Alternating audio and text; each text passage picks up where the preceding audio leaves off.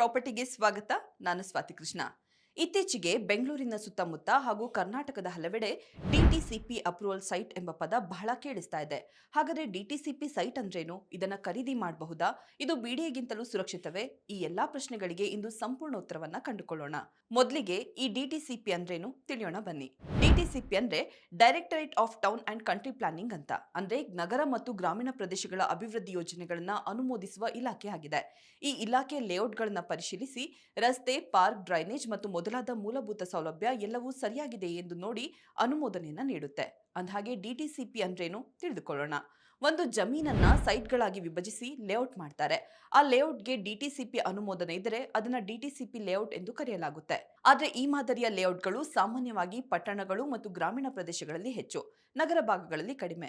ಇನ್ನು BDA layout ಅಂದ್ರೇನು? BDA ಅಂದ್ರೆ ಬೆಂಗಳೂರು ಡೆವಲಪ್ಮೆಂಟ್ ಅಥಾರಿಟಿ. ಇದು ಬೆಂಗಳೂರಿನಲ್ಲಿ ಸರ್ಕಾರದ ಅಭಿವೃದ್ಧಿ ಪ್ರಾಧಿಕಾರ ಆಗಿದೆ. ಬಿಡಿಎ ಲೇಔಟ್ಗಳಲ್ಲಿ ಸಾಮಾನ್ಯವಾಗಿ ಕಾನೂನು ಸ್ಪಷ್ಟತೆ, ಉತ್ತಮ ಯೋಜನೆ, ರಸ್ತೆ ಮತ್ತು ಪಾರ್ಕ್, ಡ್ರೈನೇಜ್ ಇವೆಲ್ಲ ವ್ಯವಸ್ಥೆಗಳು ಉತ್ತಮವಾಗಿ ಇರುತ್ತೆ. ಡಿಟಿಸಿಪಿ ವರ್ಸಸ್ ಬಿಡಿಎ ಲೇಔಟ್ ಬಗ್ಗೆ ತಿಳಿಯೋಣ ಬನ್ನಿ.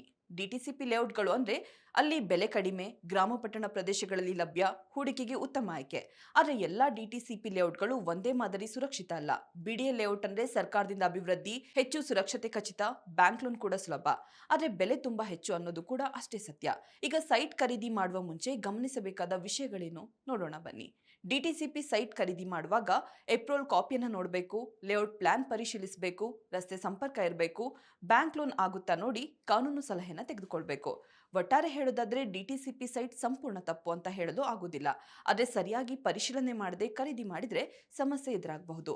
ಹೀಗಾಗಿ ಯಾವ ಸೈಟ್ ಖರೀದಿ ಮಾಡಿದ್ರೂ ಲೀಗಲ್ ಪರಿಶೀಲನೆ ತುಂಬಾ ಮುಖ್ಯ. ಈ ಮಾಹಿತಿ ನಿಮಗೆ ಉಪಯೋಗವಾಗಿದ್ರೆ ವಿಡಿಯೋಗೆ ಲೈಕ್ ಮಾಡಿ ಮತ್ತು ಇನ್ನಷ್ಟು ಪ್ರಾಪರ್ಟಿ ಮಾಹಿತಿಗಾಗಿ ವಿಶ್ವವಾಣಿ ಪ್ರಾಪರ್ಟಿ ಚಾನೆಲ್ ಅನ್ನು ಸಬ್ಸ್ಕ್ರೈಬ್ ಮಾಡಿ. ಧನ್ಯವಾದಗಳು.